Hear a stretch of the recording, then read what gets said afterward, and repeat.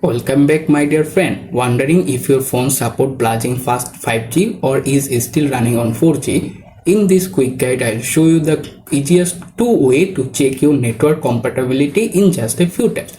No apps, no confusion, just a simple method anyone can follow. Let's get started and find out it. First, open the main settings app on your phone. After opening the settings, scroll down to the very bottom. Here you can look for the about phone option. Tap to open it. After this page you can see various options. Look for the product name option.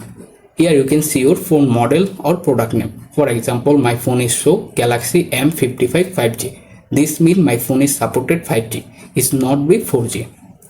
There are another way to check if available 5G or not. Return to the main settings page. Scroll down to the top.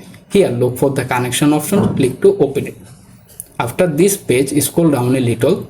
Find the mobile network option. Tap on it.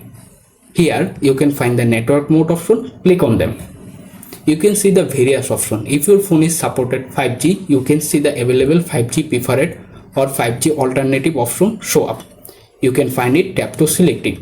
And that's it, how you can easily check if your phone is supported 5G or not.